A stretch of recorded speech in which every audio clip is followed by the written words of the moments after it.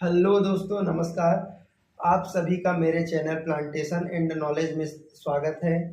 आज मैं आपको छत्तीसगढ़ विद्युत वितरण कंपनी में नए मीटर लगाने के लिए कौन कौन से दस्तावेजों की आवश्यकता होती है, उसकी संपूर्ण जानकारी आपको दूंगा।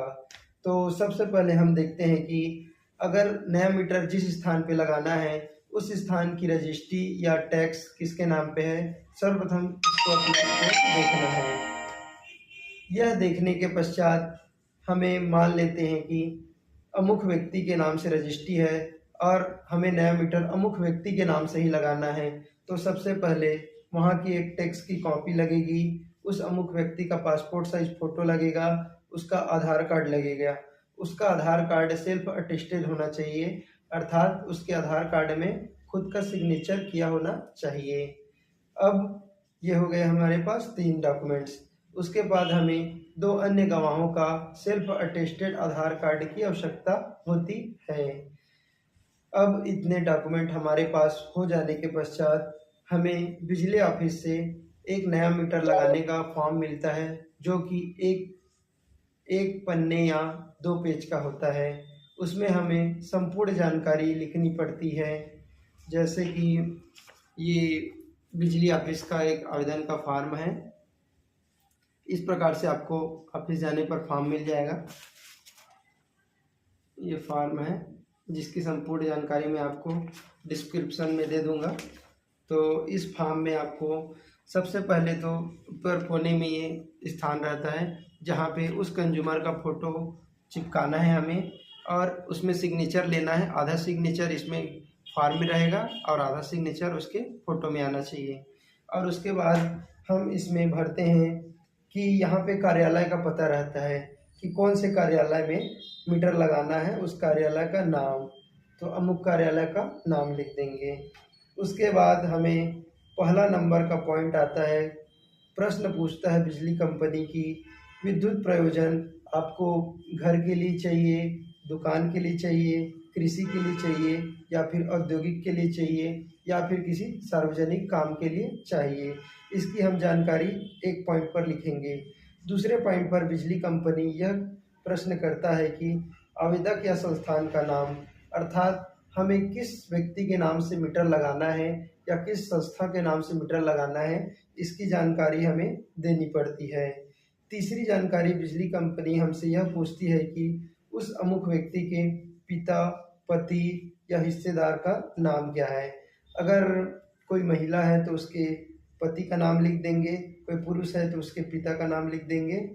अगर वो हिस्सेदार है, जिस स्थान पर नया मीटर लगाना चाहते हैं उस स्थान पर मान लीजिए एक से अधिक हिस्सेदार हैं, तो उनको छोड़कर अन्य व्यक्ति का, हिस्सेदार का यहाँ पे नाम लिखना है।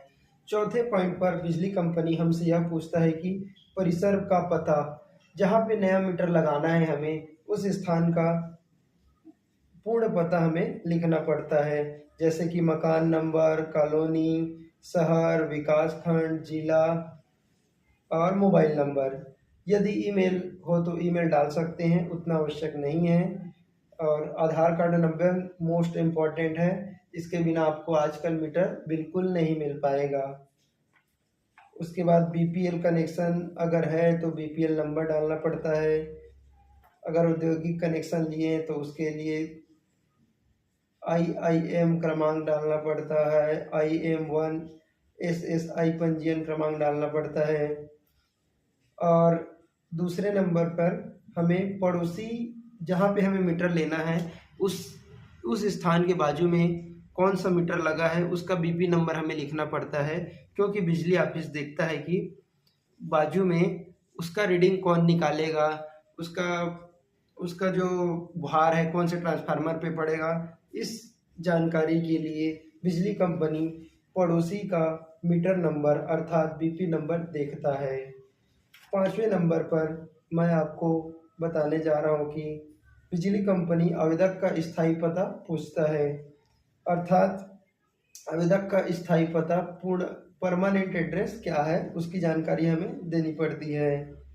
और उसके साथ ही समीपस्थ विद्युत खंभे का नंबर लिखना पड़ता है, अर्थात जिस स्थान पर हमें मीटर लगाना है उसके नज़दीक से नज़दीक में कौन से खंभा लगा है और उसका खंभे में क्रमांक लिखा रहता है, जैसे IGP, PJN, बहुत सारे नंबर होते हैं। बिजली कंपनी अपनी आवश्यकता अनुसार उसे डालती है, तो उसका जानकारी हमें देना पड़ता है। उसके बाद 5वें नंबर पर हमें मुख्य रूप से जानकारी देना पड़ता है कि विद्युत का प्रकार स्थायी है कि अस्थायी है, अर्थात स्थायी कनेक्शन अर्थात हमेशा के लिए, अस्थायी कनेक्शन अर्थात कम, अस्थायी कनेक्शन अर्थात कुछ ही।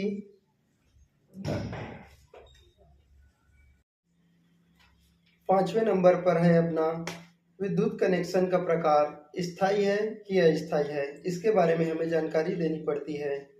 6ठे नंबर पर हमें जानकारी यह देनी पड़ती है कि हमें कितने किलोवाट का मीटर चाहिए। उसको जैसे कि किसी को 1 किलोवाट का चाहिए रहता है, किसी को 2 किलोवाट का चाहिए रहता है, किसी को 5 किलोवाट का, किसी को 10 किलोवाट का। तो जितने किलोवाट का हमें आवश्यकता है उतना किलोवाट फार्म में भर देना है। और इसके पीछे 2 गवाहों का साइन रहेगा, साथ में पिता का नाम रहेगा, आवेदक का साइन रहेगा, साथ में दिनांक रहेगा। उसके नीचे संलग्न करना है अपने को उस स्थान की रजिस्ट्री कॉपी या फिर टैक्स की कॉपी। उसके बाद लगाना है हमें अमुक व्यक्ति का आधार कार्ड। उसके बाद लगाना है हमें 2 अन्य व्यक्तियों का आधार कार्ड सेल्फ अटेस्टेड वाला। उसके बाद लगाना है हमें और इतना आवेदन प्रस्तुत करना है। नए मीटर लगाने के लिए और कई ठो वो रहते हैं, कई कंडीशंस रहते हैं, जैसे रजिस्ट्री किसी और के नाम पे है, मीटर किसी और के नाम पे लगाना है, रजिस्ट्री किसी के नाम पे है और मीटर अपने बेटे के नाम पे लगाना है, अपने बहू के नाम पे लगाना है, अपने किसी रिश्तेदार के नाम पे लगाना है या अपने किराएदार के नाम पे लगाना रहता है। इसके लिए अलग अलग कंडीशन रहती है। इसके लिए मैं दूसरा वीडियो अपने चैनल पे डाल दूंगा, आप लोग सभी लोग देख लेना और जानकारी प्राप्त कर लेना। आज की जानकारी इतना ही। धन्यवाद मेरे दोस्तों मित्रों, आगे और आपको जानकारी मैं ऐसे देते रहूँगा। धन्यवाद। और इसके पीछे 2 गवाहों का साइन रहेगा, साथ में पिता का नाम रहेगा, आवेदक का साइन रहेगा, साथ में दिनांक रहेगा। उसके नीचे संलग्न करना है अपने को उस स्थान की रजिस्ट्री कॉपी या फिर टैक्स की कॉपी। उसके बाद लगाना है हमें अमुक व्यक्ति का आधार कार्ड। उसके बाद लगाना है हमें 2 अन्य व्यक्तियों का आधार कार्ड सेल्फ अटेस्टेड वाला। उसके बाद लगाना है हमें और इतना आवेदन प्रस्तुत करना है। नए मीटर लगाने के लिए और कई ठो वो रहते हैं, कई कंडीशंस रहते हैं, जैसे रजिस्ट्री किसी और के नाम पे है, मीटर किसी और के नाम पे लगाना है, रजिस्ट्री किसी के नाम पे है और मीटर अपने बेटे के नाम पे लगाना है, अपने बहू के नाम पे लगाना है, अपने किसी रिश्तेदार के नाम पे लगाना है या अपने किराएदार के नाम पे लगाना रहता है। इसके लिए अलग अलग कंडीशन रहती है। इसके लिए मैं दूसरा वीडियो अपने चैनल पे डाल दूंगा, आप लोग सभी लोग देख लेना और जानकारी प्राप्त कर लेना। इस प्रकार का फॉर्म आपको बिजली ऑफिस से मिल जाएगा। पहला पेज ये रहेगा और दूसरा पेज ये रहेगा।